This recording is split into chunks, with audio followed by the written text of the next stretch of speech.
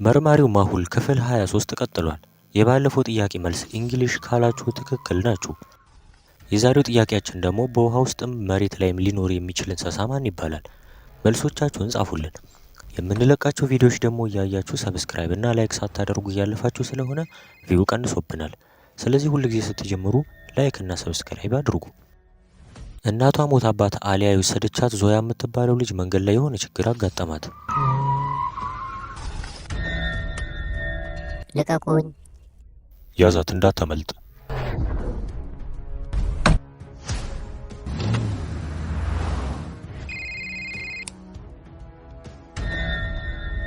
ዞያ ታግታለች። ምን? እንዴ? መቼ? እንዴት? ዞያ ብቻሽን መተው አልነበረብኝም። አሁን ምን ላደርግ ነው? አንቺ ደግሞ ታረጋጊ እንጂ። ሄ አዲ፣ ዞያ ስለታገተች ካሜራዎቹን ሀክ አድርግና አይተህ ንገረኝ። እሺ። ኦ ነገሩ ከባድ ነው። ዞያ የጠፋችበት ቪዲዮ እንደሚያሳየው ከሆነ በአንዱ ካሜራና በሁለተኛው ካሜራ መካከል ያለው ርቀት 500 ሜትር ነው። ስለዚህ አጋቹ በደንብ አቅዶበት ነው መሰለኝ ያደረገው። አረ ከዚህ በላይ መጠበቅ አልችልም። ምን ይሄድ በእናትሽ። ከዛ ቦታው ላይ ደርሰው መመርመር ሲጀምሩ አሊያ የዞያን መታወቂያ አየችው። አየሽው አይደል? መታወቂያውን እዚህ አካባቢ ነው የጣለችው። ይሄ ማለት የኔ ዞያ እዚህ አካባቢ ነው የጠፋችው።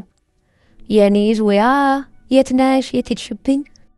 ዞያ በጣም ብልጥ ናት። አይተሻል አይደለ? ብዙ ምልክት ነው ያስቀመጠችው። ጥሩ ዞያ፣ ኮራውብሽ።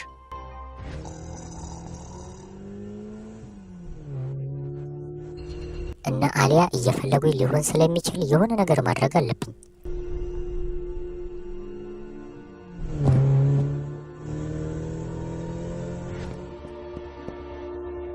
ይሄ የዞያ ኖትቡክ ነው። ይሄንማ ሆን ብላ ነው ያደረገችው። አየሽ፣ ስማርት ሴት ናት።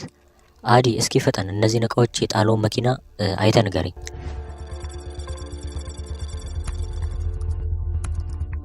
የስ አገኘሁ። ከዛ አዲ በስተመጨረሻም አገኘው። ጥሩ አዲ፣ በቃ ተከታተለው የት እንደሚሄድ። እሺ።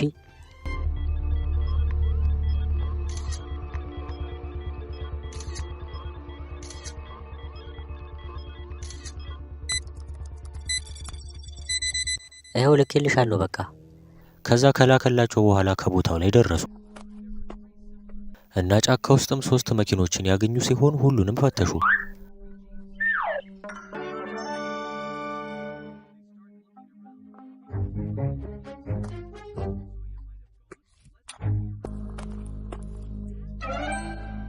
አየሽ አይደለ? የውሃ ቅርጽ አለ። ምናልባት ዞያ ነች ምልክት ያደረገችው። ከዛ ውሃውን እየተከተሉ መሄድ ጀመሩ።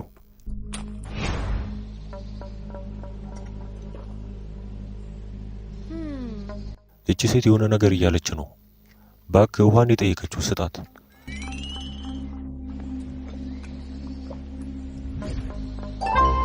ለካ ዞያ ሰው ሲፈልጋት እንዲያገኛት ነበር እንደዚህ ያደረገችው። ተከትሎም ከዮኔ ቤት አጠገብ ደረሱ።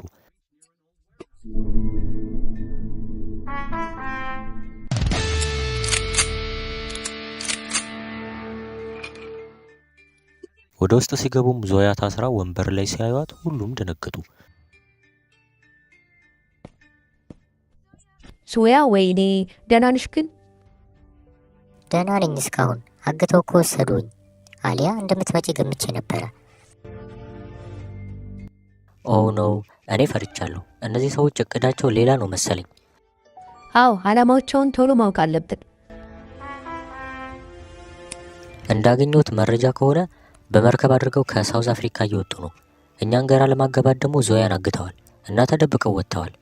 አንዳንድ ያገኟቸው ምስሎች ስላሉ ለምርማሪ ቡድኖች ልኬያለሁ። ስለዚህ ዞያን አግተው ከሀገር የወጡበት ምክንያት ሳውዝ አፍሪካን ለማፈንዳት ነው ማለት ነው። አዲስ መረጃ ደግሞ ደርሶኝ ነበረ። ዴቪድ ከእስር ቤት እንዳመለጠ ሰምቻለሁ። አሁንም ከማስኩ ጀርባ ያለው ማን እንደሆነ አላወኩም። አለቃ፣ መጥፎ ዜና አለኝ። ሁሉንም ፈንጂዎች ይዘው ወጥተዋል ከሳውዝ አፍሪካ። አዲ፣ ሌላስ ምን መረጃ አለ? ቆይ አንዳንድ ምስሎችን ልላክልህ። እነዚህማ እኮ የቬነም ዌብ መርከብ ናቸው። የዛን ቀን እነ ዊሊያም ሙምባይ ካዩት መርከብ ጋር ይመሳሰላል። ይህማ ከባድ እቅድ ነው።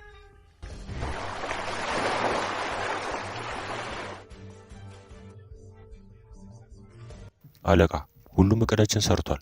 መርማሪዎቹንም ግራ አጋብተናል። ልክ ብለሃል። ግን ማሁል እኔን ሳያውቅኝ አይቀርም። ትንሽ ከባድ ሰው ነው ማሁል። አታስቡ እሺ። ማንም ሰው መንገዳችን ላይ ከመጣ ለማስወጣት ዝግጁ ነኝ።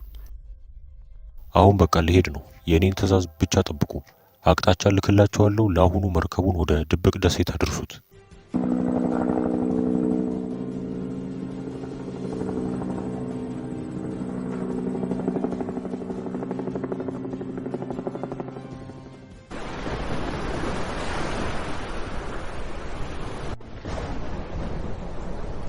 ሁሉም ቁልፎች መክፈቻ አላቸው። ሁሉም ችግሮችም ደግሞ መፍትሄ አላቸው። ሉካ እዛ አስፈሪ እስር ቤት ቁጭ ብሎ ሁል ጊዜ ለመውጣት ተስፋ ነበረው። አሁንም ተስፋ አልቆረጠም። ከፍቶ ወጥቶ ነበረ።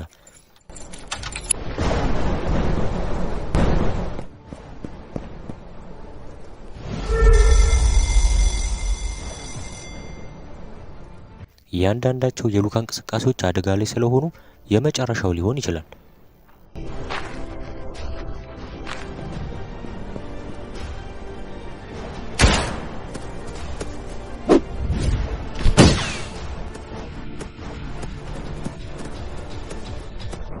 ግን ምቾት ባይሰማኝም ማምለጥ አለብኝ።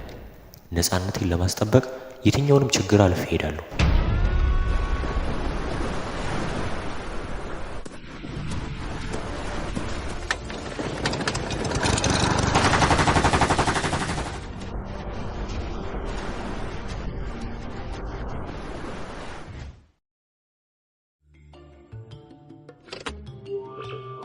አየህ የኔ ሮቦት፣ አሁን ጠንካራ አድርጌ ሰርቻለሁ። ከትንሽ ቀን በኋላ ትንቀሳቀሳለህ፣ አታስብ።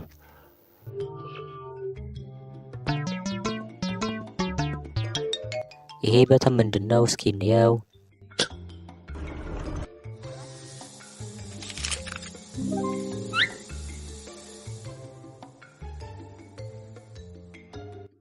ዋው! ቢግ ዳዲን ለማሸነፍ አቅደሃል።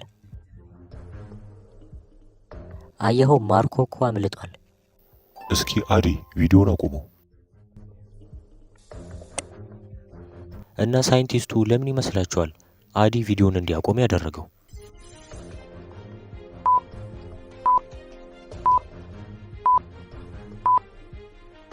ይሄ እኮ የቬነም ዌብ ሎጎ ነው። አዎ ይሄን ሎጎ እኮ እኔም ደቡብ አፍሪካ ውስጥ ፈንጂ ጭኖ አይቼዋለሁ። የሆነ ከባድ ነገር ያለ ይመስለኛል። ማሁል አለቃ፣ የዛን ጊዜ ማርኮ ያመለጠበት ሄሊኮፕተር የቬነም ዌብ ነው። ደግሞ ፈንጂ የጫነውም የቬነም ዌብ መርከብ ነው። ይሄ ሁሉ ማስክ ካደረገው ሰው ጋር ግንኙነት አለው ማለት ነው። ምናልባት እኮ ማርኮ ሊሆን ይችላል። እና በቀጣይ ምን ይፈጠራል? የቬነም ዌብ እቅዶችስ ምን ይሆን? እንዲሁም ከማስኩ ጀርባ ያለው ማርኮ ይሆን? በቀጣይ ክፍል አብረን እናየዋለን።